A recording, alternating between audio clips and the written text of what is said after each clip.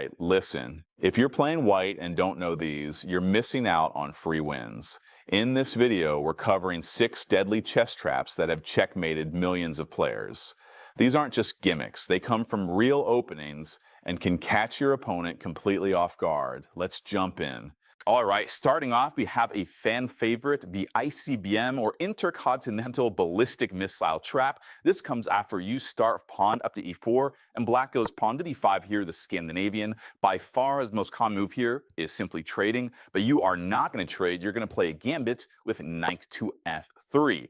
With this move, you get the knight out, but you just completely let black capture your e4 pawn, but this is all part of your plan. Now you play knight to g5 here. You attack the pawn, and black doesn't just want to give the pawn back, right? They want to keep the extra pawn. So most people here play knight to f6, defend the pawn, and here you're going to play a very smart move, d3. Now, this doesn't look like anything too special, but with this move, you're attacking the pawn again. So basically, everybody here decides to trade so they can keep the extra pawn. They capture and now take back with the bishop. And black here must be extremely careful. The most common move is very simple, h6. Which just makes sense. Black is just trying to kick them out. It's a very logical move, but this is a completely losing blunder because all your pieces are now in the perfect position for the insane knight takes on f7. Just a beautiful sacrifice. With this move, you fork their queen and a rook, so their only move they can play here is capturing back to the king, but now you play bishop to g6 check and a just beautiful double piece sacrifice. You attack the king and you reveal this attack on their queen, which is undefended. The queen is completely hanging and a king cannot run back to defend the queen because the bishop covers all of the squares here. So they are basically forced to capture the bishop. You now capture the queen, and you are just out material here, and you should be able to win the game, but chess player, be wary. Do not play his trap yet, because black actually has a counter trap here. If they play the move pawn to e5, be very careful. This bishop looks like a free bishop, and a lot of people here will just go ahead and take that, because nothing's defending it, right? But this blunders all of your advantage, because bishop b4 check, and this reveals an attack on your queen. The rook attacks your queen, but you are also getting checked simultaneously. So after you block the check of the bishop, they take your queen, you take back, or you take a bishop, and at this point, the position is basically even. Engine gives black here actually a little better. So how to avoid this? Back here, after the e5, don't get greedy and take the bishop, just back the queen up, likely to d3 to also give a check, and from here, castle, you're up material, and he should be able to win this game. Next up, I have the Halosar trap, and this is a 9-move checkmate that is just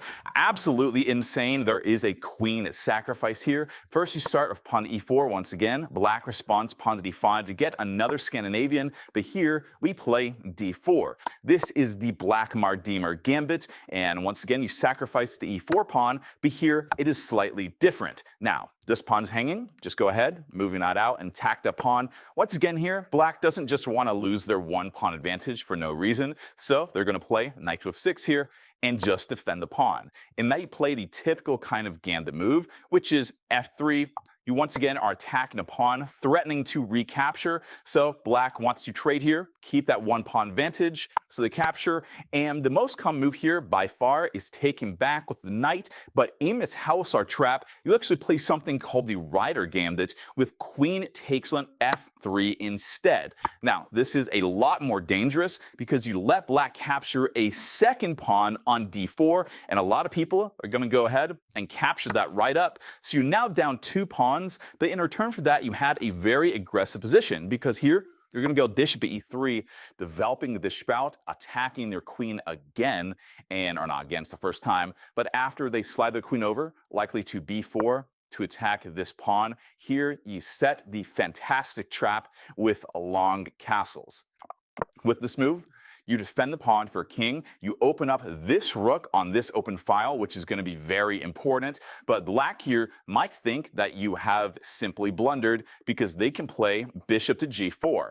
And it looks like you have just made a big mistake because the bishop here is defended by the knight and the queen, and you're now getting skewered. your queen and your rook. You're going to have to move your queen, you lose your rook, and everything sucks here. No, that is not the case here. You do not move your queen. You play just a ridiculous move here, knight to b5.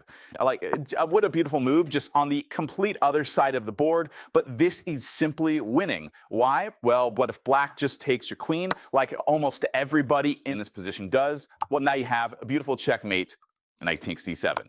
Very simply, the king is completely trapped, the rook covers these two squares, and that is a beautiful win. Up next, I have the Vienna trap, which comes after pawn to e4, pawn to e5, and now knight to c3, the Vienna opening. There's actually a lot of traps here. Vienna is a very tricky opening. You should play it, but this one is my favorite because it just has such a beautiful pattern to win a queen.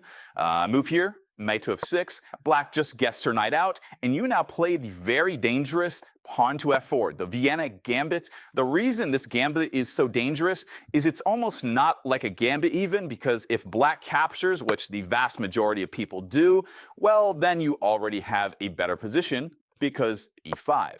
You attack their knight, and I want to ask you, where can this knight move?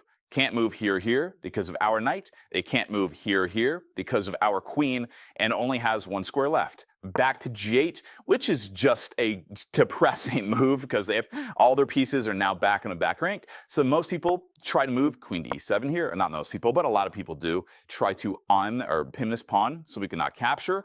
You very simply just unpin it, queen to e2, like so, and now they are forced to move them out of back to g8, but their queen is in a very dangerous position, and this is how they lose. First, just develop your knight out, knight to f3, prevent any queen to h4 check shenanigans, and here, the most common move is d6, black just trying to attack the pawn and break through, and you now win here with just an incredible tactic. Knight to d5 first. You attack their queen, and more importantly, the c7 pawn. Now, they have to move their queen somewhere. If they try moving it to e6, well then knight takes c7, check, forked, black is going to lose her queen and cry in a corner. But that's not actually the main trap. Most people see that, instead just try to move the queen back to d8, keep the pawn defended, and everything looks mostly fine. But here you have just a fantastic tactic. Knight takes on c7 anyways, and that just won a move. You fork them once again, and they're forced to capture because otherwise lose material. But now you capture on d6. Just an ultimate, you can't do anything to me. You simultaneously give this discover check, and you attack their queen, and you cover the square, where if they try to block the queen, you can still capture it anyways. And from here, they have simply no way to defend. Their best try is probably bishop e7, but you just you're up a ton of material. Black has absolutely no chance, and you are completely winning. Here we now have the Damiano trap. If you're a beginner, you really want to pay attention to this one. I use this trap several times when I was a measly 800. First, you start pawn to e4 once again. Black responds pawn to e5, and you now play knight to f3. You attack that e5 pawn, and the vast majority of people here just defend with probably knight to c6 or maybe pawn to d6. The move that nobody plays except for some beginners is f6. They defend the pocket of their pawn, so what's really the problem here? Well, the problem is you have a just insane sacrifice on move 3, I might add, which is just completely insane. Knight takes on e5. And already here, you're already way better, and 99% of people have some knight back, and at this point, they are completely lost. So you might be thinking, well, what's so bad about you? They look pretty fine. Well, the point is queen to h5 check. You're attacking their king and attacking their extremely weak e5 pawn, and they're either going to lose a lot of material or just get checkmated. First off, a lot of people try pawn to g6, and from here, you can just easily win that rook. Queen takes e5, attack their king, attack the rook, a beautiful fork, and they have no way defending. They can try to block, but just take, and you're up a rook. They can't take one pawn, but just slide your king over. There's nothing dangerous, and you are just much, much better there. The other thing people try is king to e7, and you can now checkmate them, or probably checkmate them with queen takes on e5. Either way, you're completely winning. King to f7, and now bishop to c4. Check, and like they're just dead. They have no way to actually defend here. I only show you one example of the ways it can go. If they try king to g6, this is one way they can get checkmated. You play queen to f5 check. They only have one legal move here, which is sliding the king over, and this is just so murderous. Pawn to h4. The point of this move is you're preventing them from playing g5 because you would simply capture. The most common move here is now g6, trying to attack her clean and just boot it right out of there. But here you play the savage move, d4. Like, oh my god, you reveal this attack for bishop on their king with a check, and they have no choice here. They're simply lost. They can try g5 now, but that plan comes into fruition. You capture the pawn, double check on their king. If your rook and your pawn, they're forced to back up, and now queen to f7 is just a beautiful checkmate. Here we now have the legal trap, a beautiful 8-move checkmate. This comes after you start pawn to e4. Black responds pawn to e5, then knight to f3, attacking the pawn, and black defends d6, the Philidor defense.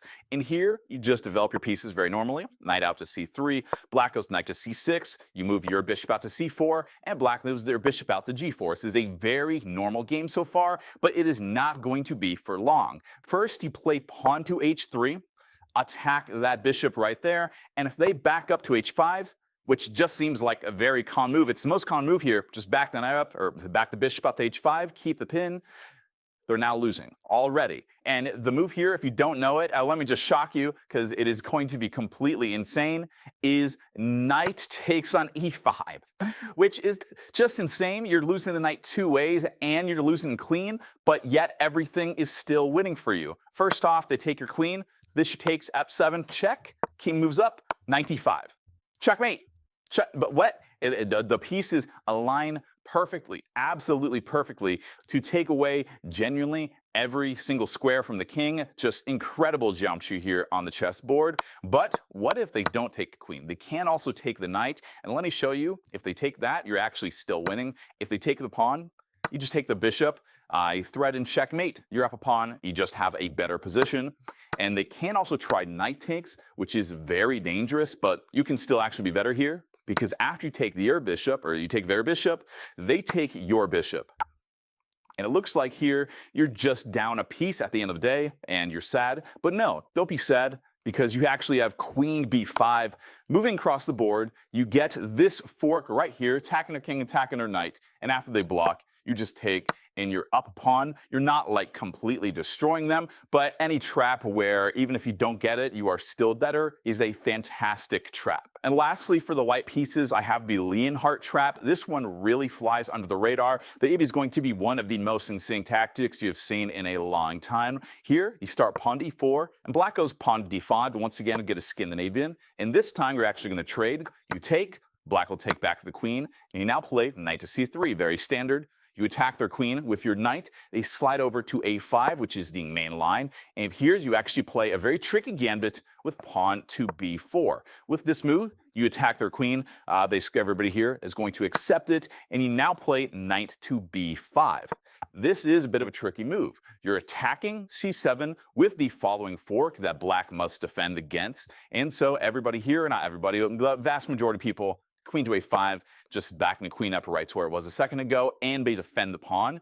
And here you spring the trap with, or you don't say you spring it, you set up the trap with bishop c4. And if black plays either pawn to c6 or pawn to a6, which are, I think, the two most common moves, now you spring the trap with the ridiculous, out of nowhere, just bishop takes f7. It looks like this is the move of 500 play, because I don't know what else to do. If you're a 500, I'm sorry that I insulted you, but it looks like that's what I mean. It looks completely random, and yet it is winning.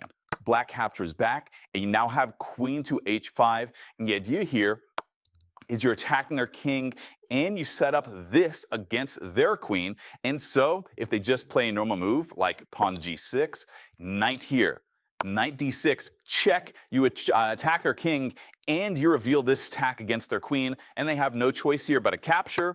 You take their queen, and you're simply a material. You are basically winning. They do have two other lines, which are arguably even worse. They can try running to e6 here, but then knight check, and we get basically the exact same situation. But their worst choice is if they try to go king to f6.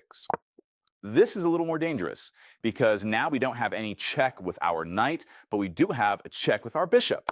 And that is probably why pawn to b4 is so important all those moves ago, because now they play this. They have no choice but to play pawn to e5 here, and you're winning in like so many different ways.